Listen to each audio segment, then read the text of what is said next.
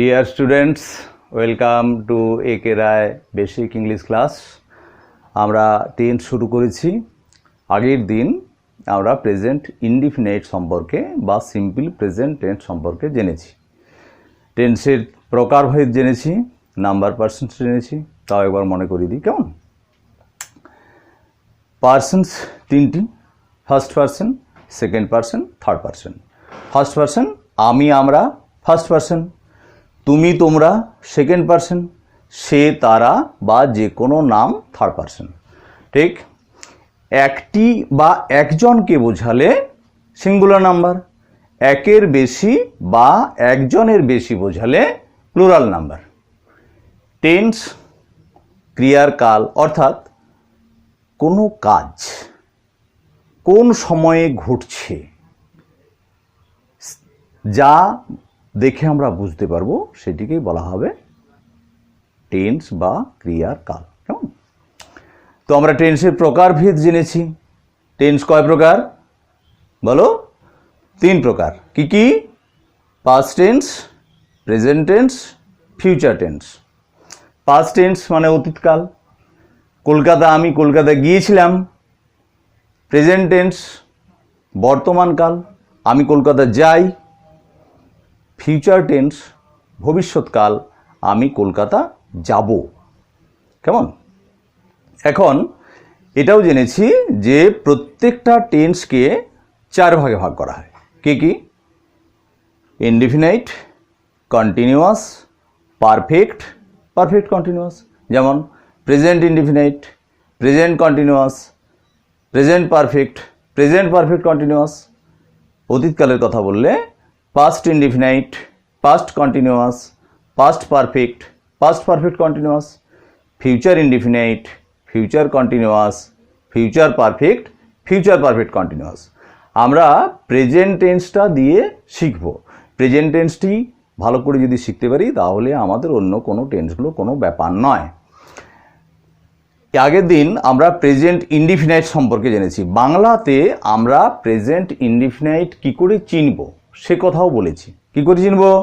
ক্রিয়াপদের শেষে রস্বই, অ, ও, এ এইসব যদি আমার উচ্চারণ আসে, যেমন আমি লিখি, লিখ ই। তুমি লেখো, লেখ অ, অ আসছে। সে লেখে, এ আসছে। অর্থাৎ রস্বই অ বা এ যদি আসে সেই ক্ষেত্রে আমরা বুঝবো এটি প্রেজেন্ট ইনডিফিনাইট টেন্স। আর প্রেজেন্ট ইনডিফিনাইট টেন্সের ইংরেজির গঠনটা আমরা জেনেছি। কীরকম? সাবজেক্ট প্লাস ভার্বের প্রেজেন্ট ফর্ম প্লাস অবজেক্ট বা কমপ্লিমেন্ট যদি থাকে। এখন একটা ছোট্ট নিয়ম বলেছি, তা হলো সাবজেক্ট যদি থার্ড পারসন সিঙ্গুলার নাম্বার হয় তাহলে ভার্বের সঙ্গে এস বা ইএস যোগ করতে হয়। কেমন? আর ওই কথাগুলোকেই যদি আমরা প্রেজেন্ট ইনডিফিনাইট টেন্সকেই যদি আমরা না করি বা প্রশ্নবোধক করি বা প্রশ্নবোধক নেগেটিভ করি, ইন্টারগেটিভ নেগেটিভ করি, সেই ক্ষেত্রে আমরা কেমন করে করব সেগুলো আমরা জেনেছি। আজকে আমরা প্রেজেন্ট টেন্সের এই আরও 3টি ভাগ আছে, সেগুলো আমরা শিখব। কি কি? Present continuous, present perfect, present perfect continuous. এখন প্রেজেন্ট কন্টিনিউয়াস বাংলাতে কি করে বুঝবো? আমরা বাঙালিরা বাংলাতে কি করে বুঝবো যে এটা প্রেজেন্ট কন্টিনিউয়াস? সেই অনুযায়ী আমরা ইংরেজির গঠনটা মনে রাখবো। ইংরেজির গঠন অনুযায়ী আমরা সেইটিকে সেইভাবে আমরা অনুবাদ করব। এইভাবে যদি আমরা অনুবাদ করে করে এগিয়ে যাই তাহলে আমার মনে হয় ইংরেজি ভাষাটা বিশাল কিছু জটিল। আমরা যতটা জটিল ভেবে নিই ততটা কিন্তু জটিল হবে বলে আমার মনে হয় না। এর সঙ্গে সঙ্গে আমরা বাচ্য পরিবর্তন করতে শিখব। ভয়েস চেঞ্জ যেটা বলা হচ্ছে, অ্যাক্টিভ ভয়েস থেকে প্যাসিভ ভয়েস, অর্থাৎ প্রথমে টেন্স শিখব। টেন্সের শেখার পরে কীরকম সেগুলিতে অ্যাক্টিভ ভয়েসটি কী করে চিনব যে সেটি কোন টেন্সে আছে, আর সেই অনুযায়ী আমরা প্যাসিভ ভয়েসের গঠন অনুযায়ী আমরা করে যাব। কেমন? তো আজকে বাকি তিনটি ভাগ প্রেজেন্ট টেন্সে শিখব, কিন্তু তার সঙ্গে সঙ্গে আমরা প্রেজেন্ট ইনডিফিনাইটটাও আমাদেরকে একটু একটু জানতে হবে। কেমন? মানে সঙ্গে সঙ্গে করলে সুবিধা হবে। প্রেজেন্ট,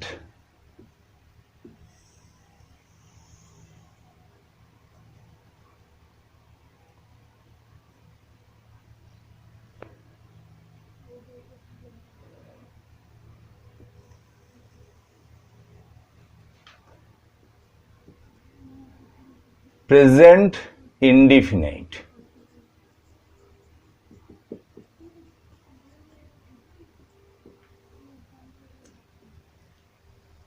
কেমন? Present continuous,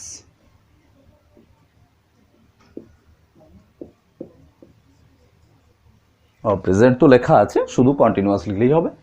present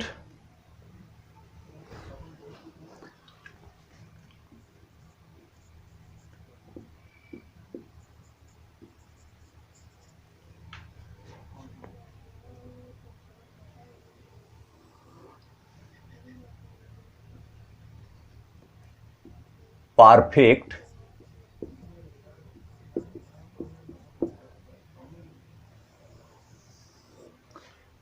continuous.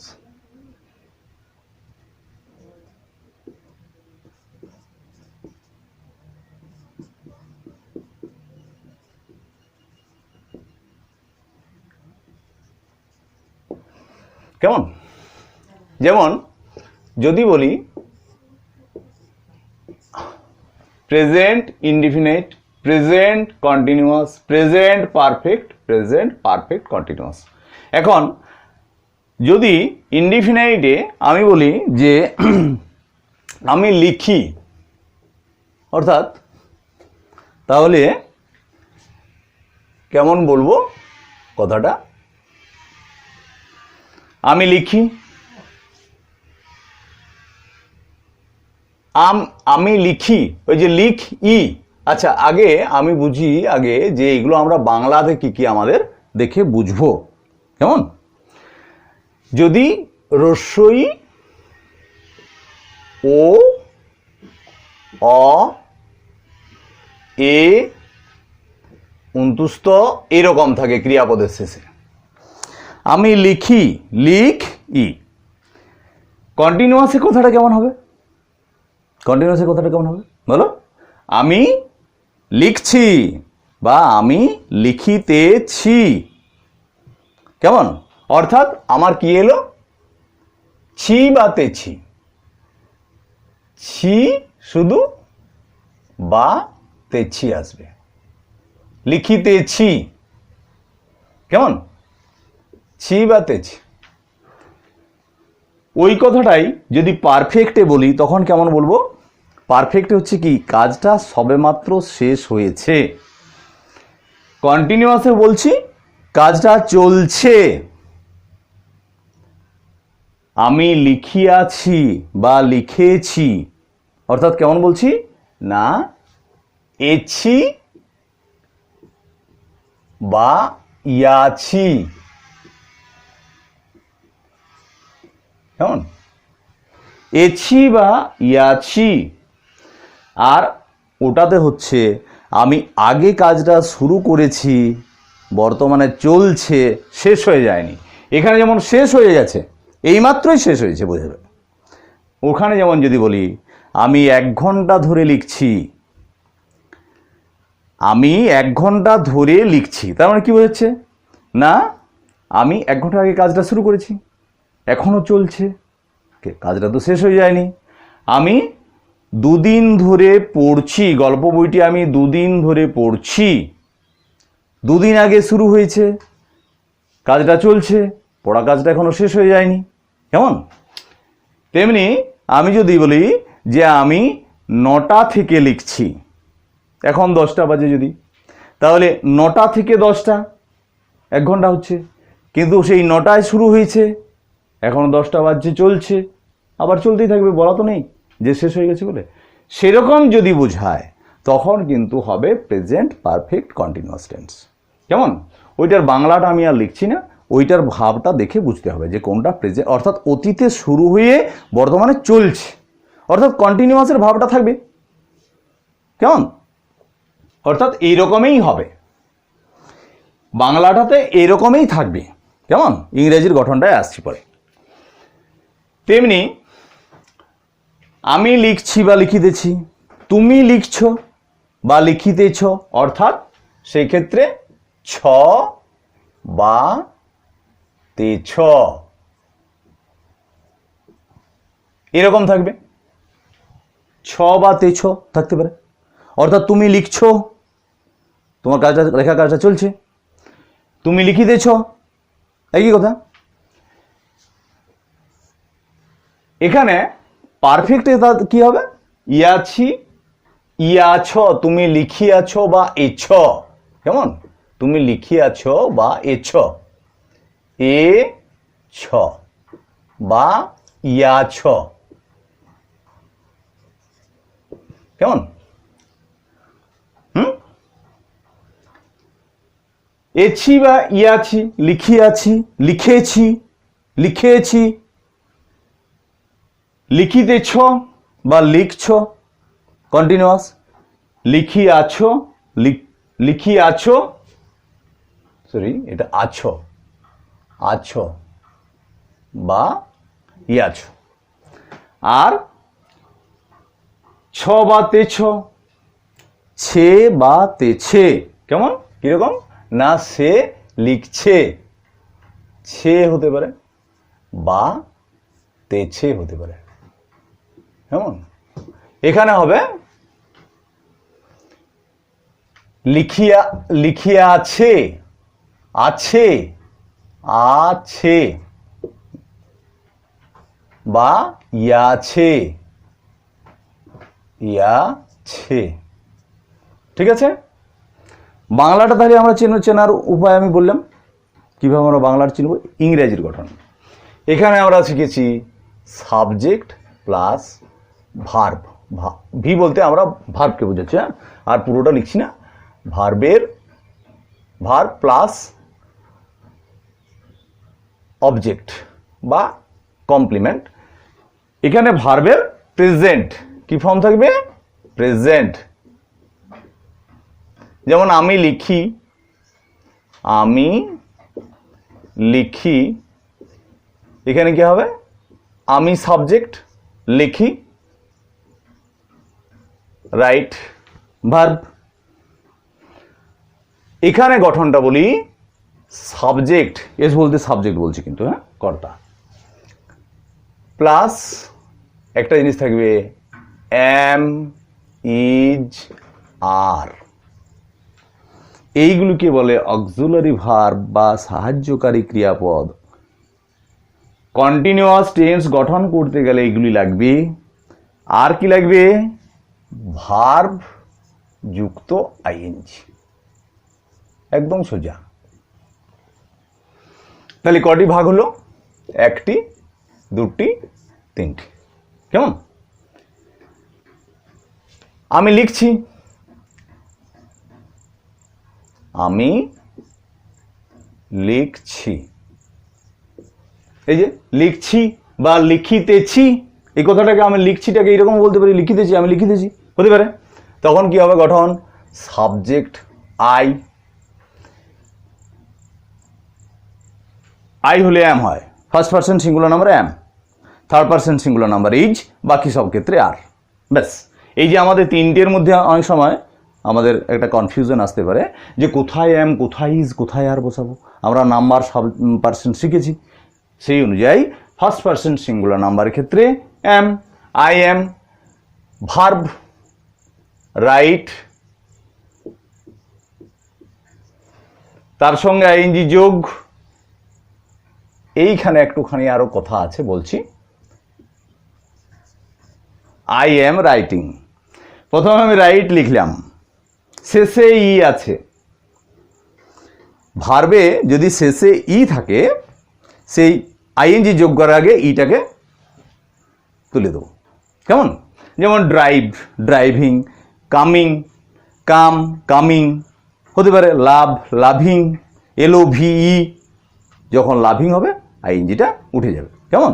কাম, COME, শেষে ই আসছে, কামিং, এটা উঠে যাবে, কেমন? আইএনজি হবে, দিয়ে আইএনজি যোগ হয়ে যাবে। আই অ্যাম রাইটিং, আমি লিখছি বা লিখিতেছি, লিখিতেছি, তেছি থাকতে পারে, ছি থাকতে পারে বা তেছি থাকতে পারে, তাহলেই continuous tense, present continuous tense, আর তাহলেই তার গঠন সাবজেক্ট, অ্যাম ইজ আর, যে কোনো একটা ভার্ব যুক্ত আইএনজি। I am writing.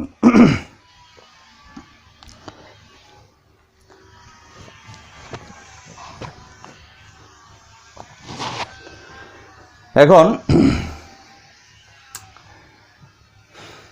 পারফেক্টে আসি।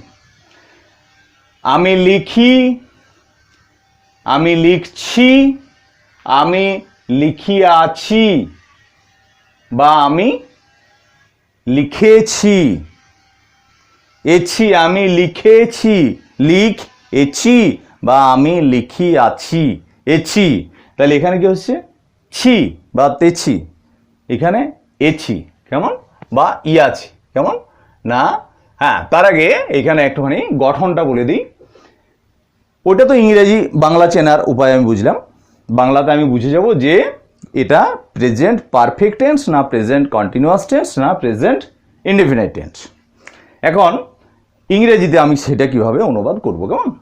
ইংরেজিতে অনুবাদ করার নিয়মটা হচ্ছে কি, সাবজেক্ট হ্যাভ বা হ্যাজ, এগুলোও কিন্তু অক্সিলারি ভার্ব। এখানে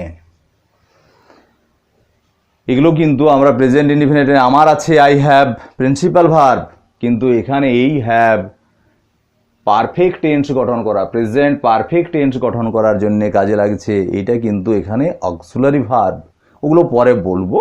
ভার্বের চ্যাপ্টারটা যখন পড়াবো তখন আমি ওগুলো ওই principal verb, auxiliary verb, principal ভার্বের ভাগগুলো, অক্সিলারি ভার্বের ভাগগুলো, ওগুলো সমস্ত কিছু পড়ানো হবে। সাবজেক্ট হ্যাভ বা হ্যাজ, ভার্বের, ভি এর মানে ভার্বের, কিন্তু হ্যাঁ, ভি বলতে ভার্বকে বলছি, ভার্বের থার্ড ফর্ম বা পাস্ট পার্টিসিপল ফর্ম, ভার্বের পাস্ট পার্টিসিপল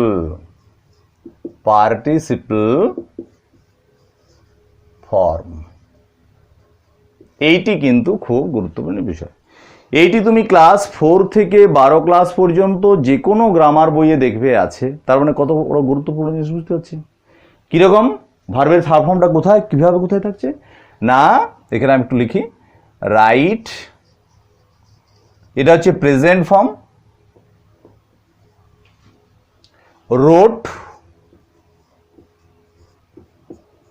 এটা হচ্ছে পাস্ট ফর্ম, আর রিটেন, এটা হচ্ছে থার্ড ফর্ম বা পাস্ট পার্টিসিপল ফর্ম। এটি হচ্ছে বেস ফর্ম বা প্রেজেন্ট ফর্ম, যেটা এখানে লাগে। এটি রোট, পাস্ট ইনডিফিনিট যখন পড়বো তখন আমরা ওটা এই জায়গাটা লাগবে আমাদের, পাস্ট ইনডিফিনিট। আর এইটাতে পারফেক্ট টেন্স গঠন করতে গেলে সেটা প্রেজেন্ট ইনডিফিনিট, প্রেজেন্ট পারফেক্ট হোক, পাস্ট পারফেক্ট হোক বা ফিউচার পারফেক্ট হোক, যে কোনো ক্ষেত্রেই কিন্তু, বা প্যাসিভ ভয়েস করতে গেলে আমাদের এটা কিন্তু লাগবেই। অর্থাৎ আমাকে এটা খুব ভালো করে জানতেই হবে, কেমন?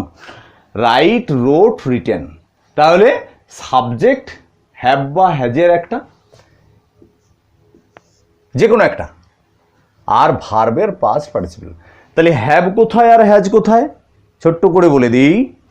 শুধু থার্ড পারসন সিঙ্গুলার নাম্বার থাকলে হ্যাজ, কি বললাম বলো? সাবজেক্ট যদি থার্ড পারসন সিঙ্গুলার নাম্বার থাকে তখন কিন্তু হ্যাজ বসবে, ঠিক আছে? সেটা তো আমরা আগেও দেখেছি যখন ইনডিফিনিট টেন্স করেছি। অর্থাৎ তার একটি গাড়ি আছে, হি হ্যাজ এ কার, ওই হ্যাজটা কিন্তু মূল ভার্ব, ওটা কিন্তু অক্সিলারি ভার্ব নয়। কিন্তু এখানে যখন আমি প্রেজেন্ট পারফেক্ট টেন্স গঠন করছি তখন কিন্তু এই হ্যাভ বা হ্যাজ এটা কিন্তু অক্সিলারি ভার্ব। আর মেন ভার্বের, এটা মেন ভার্ব বলতে এখানে মেন ভার্বের কথা বলছি। মেন ভার্বের পাস্ট পার্টিসিপল ফর্ম কোথায় লেখা থাকে? এখানে। আমরা গ্রামার বইয়ে দেখব বেস ফর্ম আছে, পাস্ট ফর্ম আছে, পাস্ট পার্টিসিপল ফর্ম আছে, কোনো কোনো আবার বইয়ে আইএনজি যোগ করাও আছে, প্রেজেন্ট পার্টিসিপলটাও করা থাকে। সেটা লাগবে আমাদের কন্টিনিউয়াস টেন্স গঠন করার ক্ষেত্রে, কিন্তু ওটা আমরা কন্টিনিউয়াস টেন্সের ক্ষেত্রে এমনিতেই জেনে যাব যে আইএনজি আমাকে যোগ করতে হবে, কিন্তু এটা আমাকে মুখস্থ মনে রাখতে হবে প্রতি ক্ষেত্রে। ঠিক আছে, এটি কিন্তু মুখস্থ করতে হবে। তাহলে আমি যদি বলি যে আমি লিখছি, এখানে এটার বাংলা কেমন লিখবো? বলো বলো। আমি লিখিয়াছি বা আমি লিখেছি, কেমন? আমি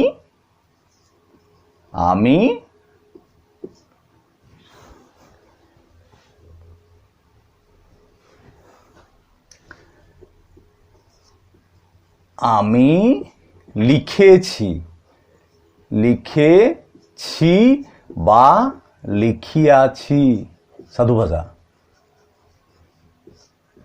এখন আর অত চল নাই।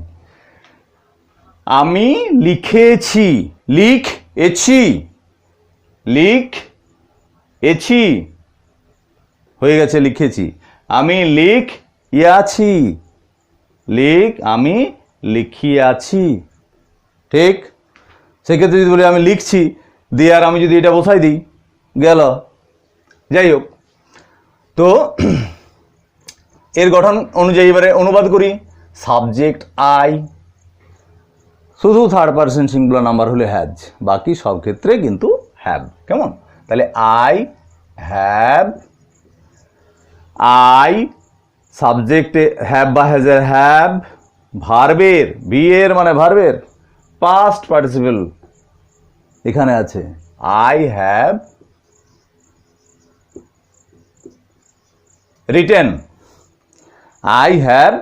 রিটেন। কেমন? এখানে আসি, ওই যে বললাম আগে শুরু হয়ে বর্তমানে লিখছি, শেষ হয়ে যায়নি কিন্তু। এখানে যেমন শেষটা এইমাত্র হয়ে গেছে বোঝাচ্ছে, লিখে আছি। এখানে কিন্তু আমি 1 ঘন্টা ধরে লিখছি, বা আমি 2 ঘন্টা ধরে লিখছি, বা আমি 9টা থেকে লিখছি, বা আমি 2 দিন ধরে বইটা পড়ছি। কেমন? অর্থাৎ আগে কাজটা শুরু হয়েছে, বর্তমানে চলছে, সে 7 দিন ধরে জ্বরে ভুগছে। আমার কাকা 25 বছর ধরে কলকাতায় বাস করছেন, হতে পারে। তো এইরকম, অর্থাৎ করছেন 25 বছর ধরে, মানে 25 বছর আগে কাজটা শুরু হয়েছে, বর্তমানে চলছে, শেষ কিন্তু হয়ে যায়নি। কেমন? অর্থাৎ সেই ক্ষেত্রে আমি এখানে লিখি যে আমি 2 ঘন্টা ধরে লিখছি, আমি 2 ঘন্টা ধরে লিখছি। কেমন? এটার গঠন, গঠনটা আগে বলা হয়নি। আচ্ছা, গঠনটাকে বলে দিই।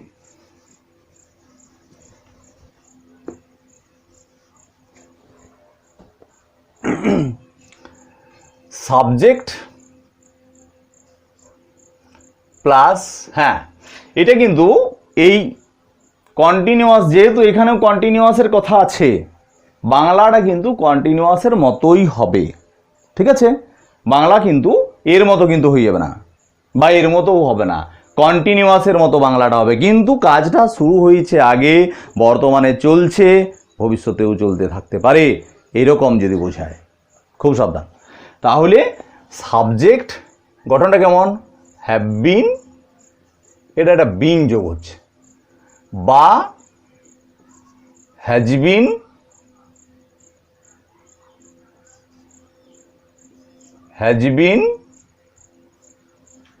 সাবজেক্ট হ্যাভ বিন বা হ্যাজ বিন, বা হ্যাজ বিনের যে কোনো একটা, প্লাস ভি যুক্ত আইএনজি। আর সময়ের পয়েন্ট অফ টাইম কি পিরিয়ড অফ টাইম অর্থাৎ একটা নির্দিষ্ট সময় থেকে, তখন তাকে বলবো পয়েন্ট অফ টাইম। একটা নির্দিষ্ট সময় ধরে, তখন তাকে বলবো period of time. Point of time কি বললাম বলো? একটা নির্দিষ্ট সময় থেকে, যেমন আমি 9টা থেকে লিখছি, এখন 11টা বাজে, তো 9টা থেকে লিখছি, পয়েন্ট অফ টাইম। তখন সেই ক্ষেত্রে একটা হবে সিন্স, যদি পয়েন্ট অফ টাইম থাকে অর্থাৎ নির্দিষ্ট সময় থেকে বোঝায়, তখন হবে নির্দিষ্ট সময় থেকে, সেটাকে বলে পয়েন্ট অফ টাইম। সরি, এখানে বানান ভুল হয়ে গেল।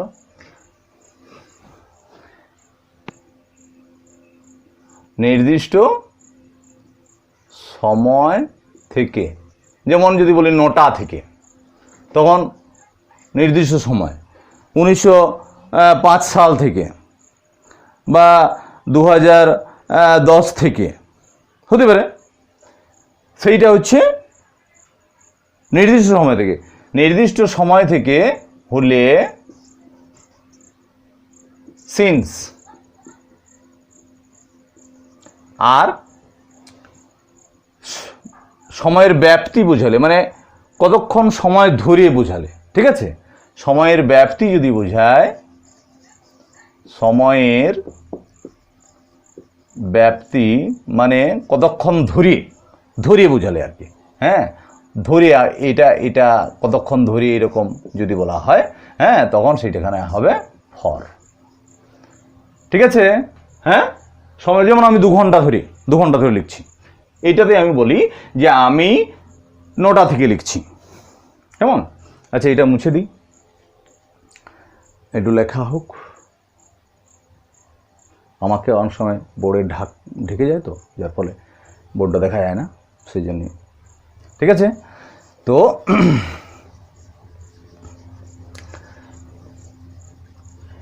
যদি আমি বলি যে আমি 9টা থেকে লিখছি, আমি দুটোই উদাহরণ দিয়ে দিচ্ছি, হ্যাঁ।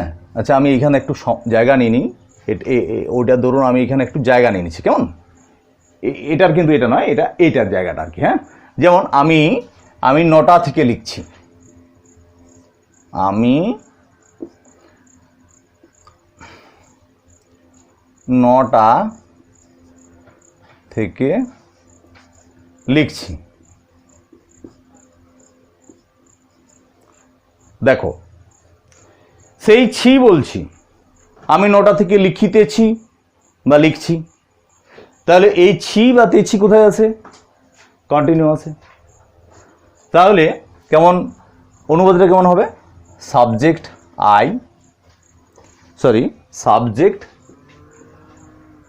আই, তারপরে কি বলেছি?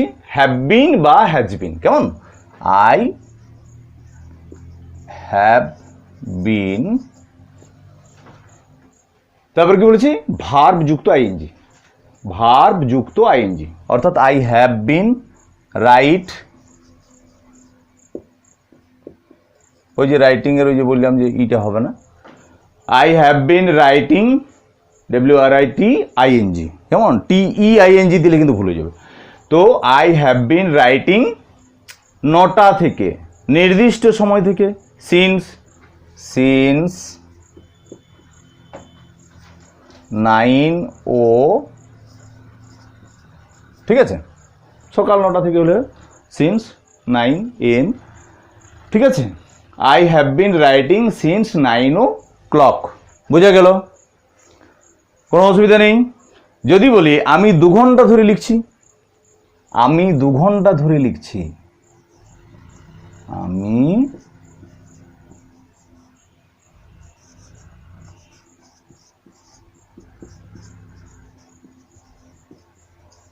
তখন কি হবে? I have been writing for 2 hours, কেমন? একটু মনোযোগ দেওয়া, কিছুই নয়, একদম সোজা। এখানে হবে রস্যই অ, আমি লিখি ইনডিফিনাইট, আমি লিখছি কন্টিনিউয়াস, আমি লিখেছি পারফেক্ট, আমি 2 ঘন্টা ধরে লিখছি, আমি 1 ঘন্টা ধরে লিখছি, আমি সকাল থেকে লিখছি সিন্স মর্নিং, আমি 9টা থেকে লিখছি সিন্স 9 o'clock, বা আমি 2 ঘন্টা ধরে লিখছি বললে writing, have been writing for 2 hours। ঠিক আছে, কোনো অসুবিধা নেই আশা করি।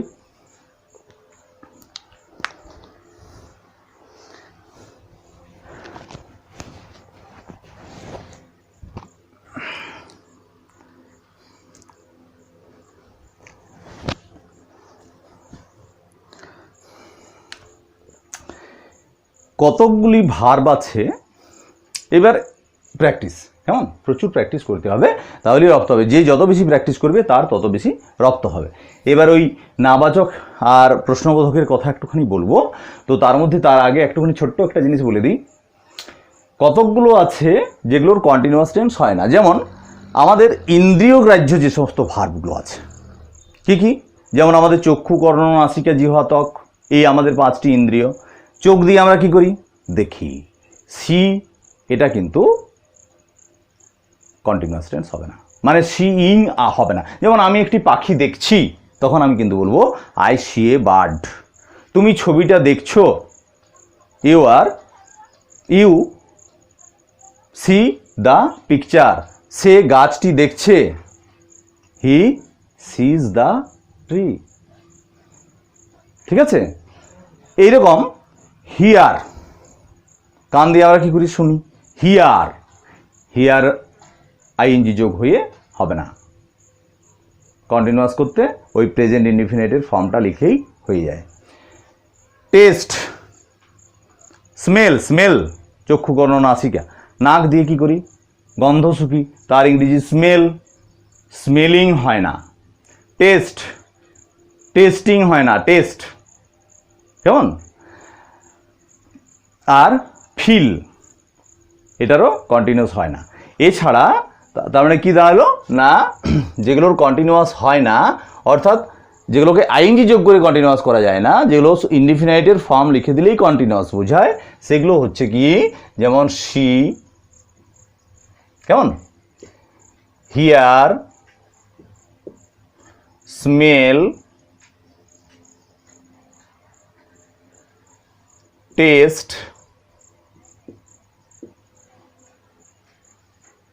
ফিল।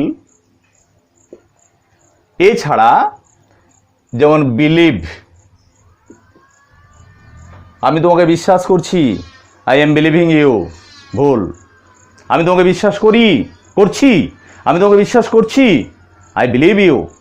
ঠিক আছে, বিলিভ। ফাইন্ড, কেমন, নো, নোয়িং হয় না, নো।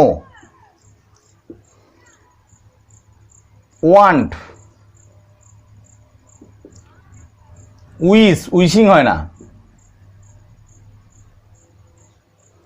আমি তোমার সাফল্য কামনা করছি, I am wishing your success, ভুল, I wish your success.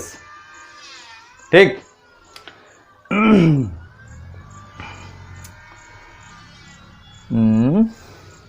Love, hate, হ্যাঁ, তেমনি সিম, মনে হওয়া। তারপরে believe, find, know, want, wish, love, hate, seem. তারপর ফরগেট, থিঙ্ক, এটাও হবে, ফরগেট, ফরগেট, থিঙ্ক। হ্যাঁ, এরকম কতগুলো ভার্ব আছে যেগুলোর কন্টিনিউয়াস টেন্স হয় না, ওইগুলোকে মনে রাখতে হবে। এগুলোকে বলে নন কন্টিনিউয়াস ভার্ব। হ্যাঁ, এই ভার্বগুলির, হ্যাঁ, এই ভার্বগুলির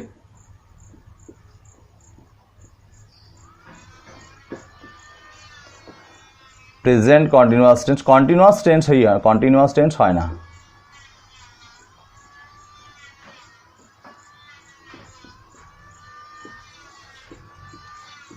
মানে আইএনজি যোগ করে হয় না আর কি। ইনডিফিনিট টেন্সেই কিন্তু কন্টিনিউয়াসের ভাবটা প্রকাশ করে, এটা মনে রাখতে হবে। লিখে নেওয়া হোক।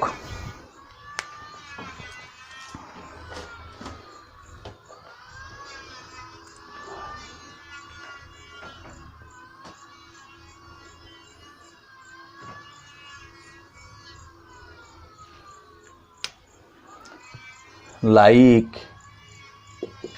হোপ এসবও আছে। হ্যাঁ,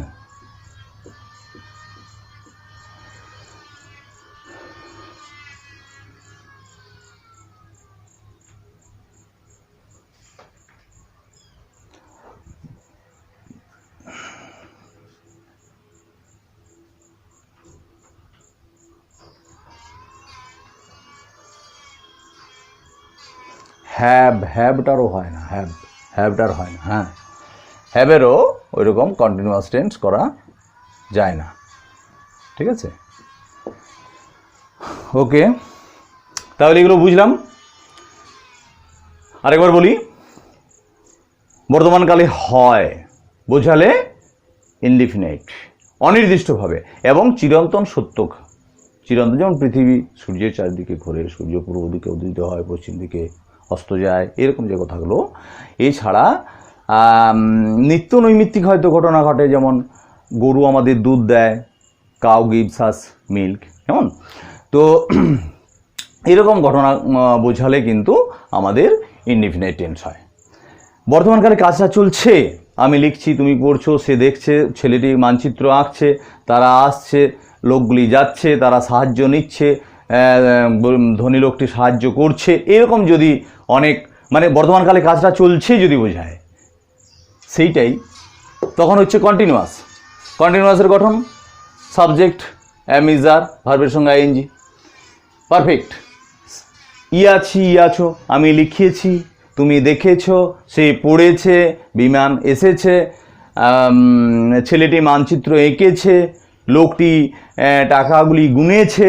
এই যে কথা, বিভিন্ন রকমের যে কথা, মানে বর্তমানকালে কাজটা শেষ হয়ে গেছে অথচ তার ফলটা রয়ে গেছে, অর্থাৎ এছি বা আছি, আছো বা আছো সেকেন্ড পার্সনে, আর আছে বা আছে থার্ড পার্সনে, ওইরকম।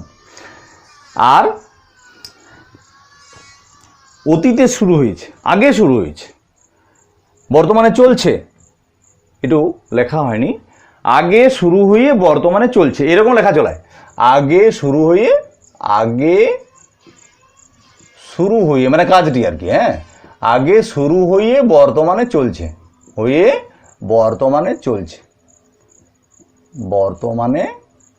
চলছে, এরকম যদি বোঝায় তখন কিন্তু হয়ে যাবে present perfect continuous. Present perfect continuous, এই প্রেজেন্ট পারফেক্ট কন্টিনিউয়াসের গঠন করে কীরকম? সাবজেক্ট হ্যাভ বিন বা হ্যাজ বিন,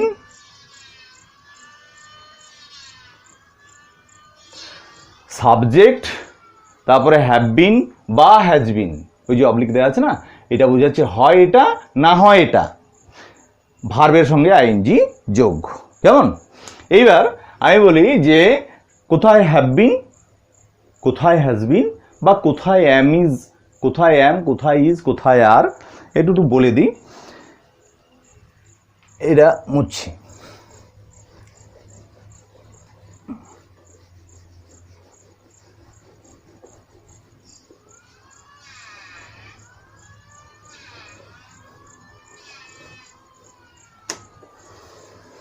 কন্টিনিউয়াস টেন্স, আমাদের প্রেজেন্ট টেন্সটা ভালো করে শিখে নিলে, যদি আমরা এটাকে খুব ভালো করে শিখি, অন্য দুটো টেন্স শেখা খুব সহজ হয়ে যাবে, আমি এটুকু বলে দিচ্ছি। কিন্তু সেই জন্য এটার কিন্তু প্র্যাকটিস করতে হবে, গ্রামার বই দেখে ভার্বের ফর্মগুলো লিখতে হবে, হাতের লেখা করতে হবে, রোজ হাতের লেখা করতে হবে ভার্বের ফর্মগুলো। আমার একটা সময় ধরে যে আমি 20টা অন্তপক্ষে খুব ভালো করে বানান সমেত মুখস্থ করব, 3টে ফর্ম, এইভাবে তারপর সেগুলোকে লিখবো। এরকম যদি অনুশীলন করি অবশ্যই হবে, কোনো অসুবিধা নেই। এখন আমি বলছি যে এখানে অ্যামিজারে কোথায় না, first person singular number, first person, এটা মনে হচ্ছে আগের দিন বলেছি, সিঙ্গুলার am, কেমন? থার্ড পারসন সিঙ্গুলার ইজ, বাকি সব ক্ষেত্রে আর, এটি করতে হবে। ফার্স্ট পারসন সিঙ্গুলার নাম্বারে am, থার্ড পারসন সিঙ্গুলার নাম্বারে ইজ, বাকি সব ক্ষেত্রে। বেশি নিয়মের ব্যাপার নয়, একটু আধটু প্র্যাকটিস করলে অটোমেটিক আমার রক্তের সঙ্গে মিশে যাবে, ঠিক আছে? ওটা ভাবতে হবে না যে বিরাট কিছু অনেক নিয়ম হয়ে যাচ্ছে, কোনো কিছু নয়। এখানে শুধু থার্ড পারসন সিঙ্গুলার নাম্বারে হ্যাজ, একটুখানি লিখে দিই, থার্ড পারসন সিঙ্গুলার নাম্বারে, সিঙ্গুলার হলে হ্যাজ, বাকি সব নাম্বার সব পার্সন, সব ক্ষেত্রে মানে সব নাম্বার সব পার্সন, সব বাকি সব ক্ষেত্রে হ্যাভ, কেমন? আর এটা তো হ্যাভ বিন আর হ্যাজ বিনের কথাটা এখানে যেখানে যেখানে হ্যাজ আছে সেখানে শুধু বিনটা যোগ, কেমন? যেখানে যেখানে হ্যাভ আছে সেখানে ওই বিনটা যোগ, হ্যাভ বিন, ব্যাস, আর কোনো ব্যাপার নয়। এইবার আমি আসি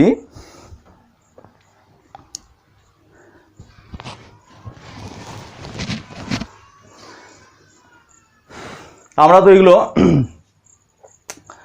বিবৃতিমূলক বাক্য যেগুলো অ্যাসারেটিভ সেন্টেন্সের আমরা অ্যাফার্মেটিভটা করলাম, কেমন? আমরা এই বিবৃতিমূলক বাক্যই কিন্তু আমরা সেগুলোকে নেগেটিভ বা নেগেটিভ করব, আর যেগুলো প্রশ্নবোধক আছে সেগুলোকেও আমরা, প্রশ্নবোধক বাক্যকেও আমরা নেগেটিভ করব বা প্রশ্নবোধক করব, কেমন? যাই হোক, প্রশ্নবোধক নেগেটিভ মানে নাবাচক করব। যেমন আমি লিখি না, তখন আমি বলেছি কীরকম হবে?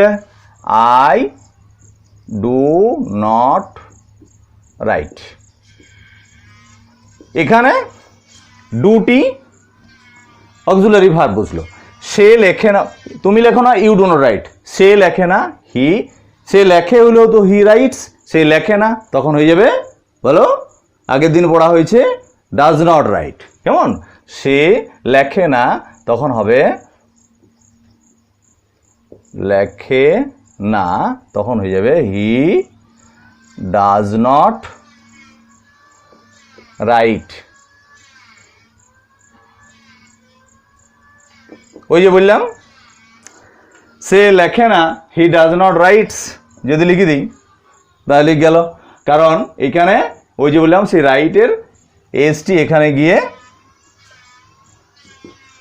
বসে গেছে ইয়েস হয়ে, সেই জন্য এটি খরচ হয়ে গেছে, এসটি খরচ হয়ে গেছে, এখানে ইয়েস হয়ে বসে গেছে। আবার ইয়েস না এসের কথাও বলেছি, যদি ও থাকে, ভার্বে যদি ও থাকে তাহলে ইয়েস বসবে, কেমন? ও এস এক্স এরকম কিছু কিছু আছে নিয়ম, যেগুলো আগের দিন বলা হয়েছে। He does not write. সে আমি লিখছি না, এক্ষেত্রে কি হবে? এখানে তো অক্সিলারি ভার্ব বসানোই আছে, আর নতুন করে বসানোর কোনো দরকার নেই। আই অ্যাম নট রাইটিং, বুঝে গেল? আমি লিখছি না, আই অ্যাম নট রাইটিং। তুমি লিখছো না, ইউ আর নট রাইটিং। সে লিখছে না, হি is not writing. Third person singular নাম্বারে ইজ, কেমন? এখন সে লেখেনি বা আমি লিখিনি, লিখিয়াছি নি বা লিখিয়াছি না, এরকম হবে না। আমি লিখিনি, কেমন? বা আমি লিখি নাই। এই ক্ষেত্রেও মোটামুটি যদি বোঝা যাচ্ছে যে এইমাত্র কাজটা, লেখা কাজটা না হওয়াটা সম্পন্ন হয়েছে, তাহলে কিন্তু প্রেজেন্ট পারফেক্টে যদি নাবাচক করতে হয় তাহলে আমাকে কেমন করতে হবে? সাবজেক্ট হ্যাভ, হ্যাজ, তারপর একটি নট বসিয়ে দাও। আই হ্যাভ নট রিটেন, বাকি সব যেমন আছে তেমনি থাকবে, কিন্তু আই শুধু নটটা বসে যাবে। এখানে আর কোনো নতুন অক্সিলারি ভার্ব শুধু এইখানে লাগবে, এইখানে ইনডেফিনিট টেন্সের ক্ষেত্রে নাবাচক। অ্যাকশন ভার্বে। কিন্তু যদি বলি আমি একজন ছাত্র নই, I am not a student, তুমি একজন শিক্ষক নও, you are not a teacher, সে একজন চাষি নয়, he is not a farmer, তুমি একজন শিক্ষক নও, you are not a teacher, তুমি পড়াও না, ইউ ডু নট টিচ, তিনি একজন চাষি নন, he is not a farmer, তিনি শস্য উৎপাদন করেন না। অ্যাকশন ভার্ব, অ্যাকশন ভার্বের ক্ষেত্রেই কিন্তু মনে রাখতে হবে যে ডু নট বা ডাজ নট বসবে, হোয়া টু বি ভার্বে কিন্তু শুধু নট বসিয়ে দিলেই হয়ে যায়। ঠিক, এগুলো বুঝলাম। এবার এটা তো ঠিক সেরকম, হ্যাভ নট বিন, হ্যাঁ হ্যাজ নট বিন, ঠিক আছে, নটটা কিন্তু এখানে বসে যাবে যে আমি 2 ঘন্টা ধরে লিখছি না, I have not been writing. হ্যাঁ, আচ্ছা আমি এটা একটু লিখে নেওয়া হোক, তাহলে আমি এটার থেকে জায়গা নেবো একটু, ঠিক আছে, এটার জন্যে।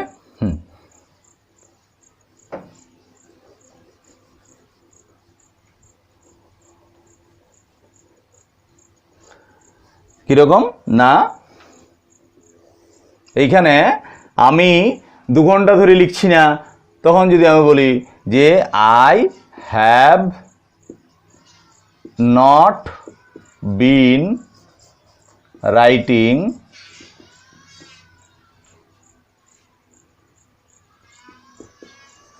ফর 2 hours, কেমন? এই নটটা এই হ্যাভ আর বিনের মাঝে বুঝবে, he has not been, you have not been, ঠিক আছে, হ্যাভ আর বিনের মাঝে নটটি বসিয়ে দিতে হবে, ঠিক আছে। হ্যাভ বিন নট বা হ্যাজ বিন নট হবে না, হ্যাভ নট বিন বা হ্যাভ নট বিন, এটা পড়তে পড়তেই মনে এসে যাবে, এগুলো কোনো ব্যাপার নয়। ঠিক আছে, এবারে যদি বলি যে আমি কি লিখি, তখন কি হবে? আমি কি লিখি, তখন ডু আই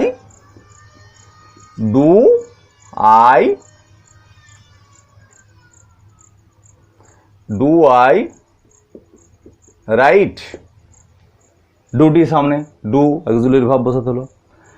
আমি কি লিখছি, এমটি সামনে দিয়ে দাও, এম আই,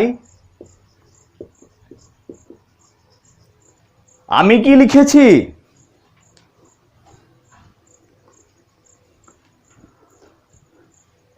আমি কি লিখেছি, তখন কি হবে? ওটাও ঠিক সেরকম, have I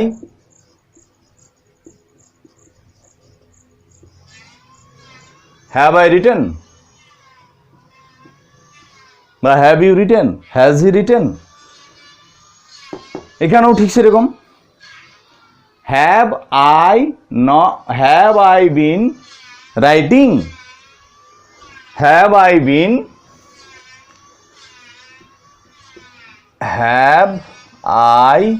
been writing, sorry, for 2 hours। খুব খেয়াল করতে হবে, সাবজেক্টটা কিন্তু হ্যাভ আর বিনের মাঝখানে বুঝবে, ঠিক আছে। হ্যাঁ, have I been writing for 2 hours। তারপরে আমি কি লিখি না, আমি কি লিখি না, তখন কি হবে?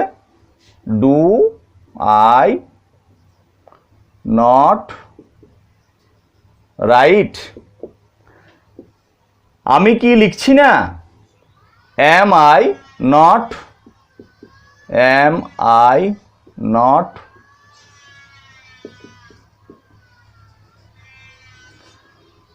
আমি কি লিখিনি,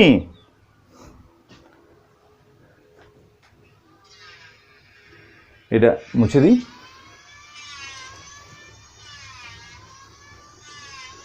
আমি কি লিখিনি, have I not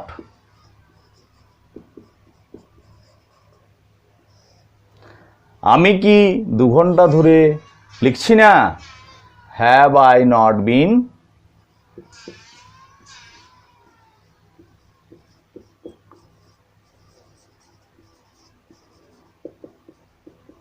writing for 2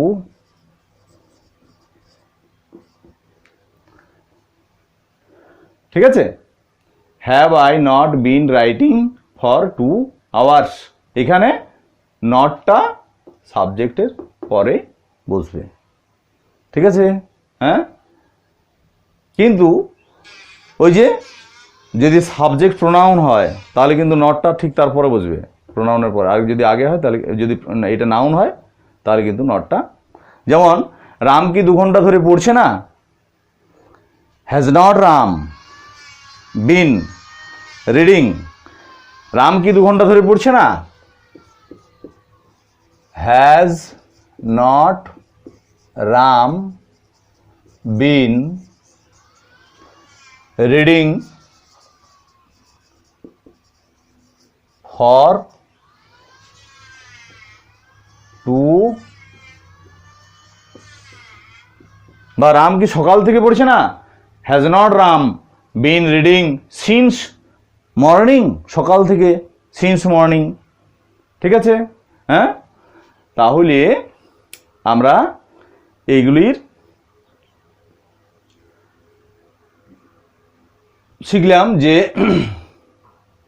অ্যাফার্মেটিভে কেমন করে করতে হয়, নেগেটিভে কেমন করতে হয়, প্রশ্নবোধক কেমন করে করতে হয়, প্রশ্নবোধক নাবাচক, প্রশ্নবোধক মানে ইন্টারোগেটিভ নেগেটিভ কিভাবে আমাদের করতে হয়, এইগুলি অনুশীলন করতে হবে। আর ওই যে বললাম প্রত্যেক দিন কমপক্ষে 20টি ভার্বের কনজুগেট করতে হবে, অর্থাৎ ওই do did done, come came come, write rode written, sing sang sung, drink drank drunk. Third ফর্মটা আমার এখানে লাগছে, সেকেন্ড ফর্মটা আমার পাস্ট ইনডিফিনিট টেন্স গঠন করার ক্ষেত্রে লাগবে। এইগুলি যদি আমি প্রত্যেক দিন যদি আমরা 20টা 30টা 40টা যে যেমন খুশি যত বেশি পরিমাণে করা যাবে এবং যত ওগুলো বারে বারে অনুশীলন করে আমাদের করা যাবে, ততই কিন্তু আমরা সহজে ইংরেজি ভাষাটা রপ্ত করতে পারবো। জটিল কিছু নয়, এইটুকু বলে দিলাম। বিরাট জটিল কিছু নয়, যতটা আমরা ভেবে রাখি বিশাল জটিল তত কিন্তু নয়। ঠিক আছে বন্ধু, তাহলে আজকের ক্লাস এই অবধি। আর এর পরের দিন এইগুলোর থেকে আবার কিছু হোমওয়ার্ক দেওয়া হবে, কিছু প্র্যাকটিস করা হবে, অর্থাৎ একটা থেকে আরেকটাতে কিভাবে আমরা কনভার্ট করতে পারবো সেইগুলো আমরা পড়ব। তারপর আমরা আবার পাস্ট টেন্স বা ফিউচার টেন্স পড়ব, ঠিক আছে। ধন্যবাদ।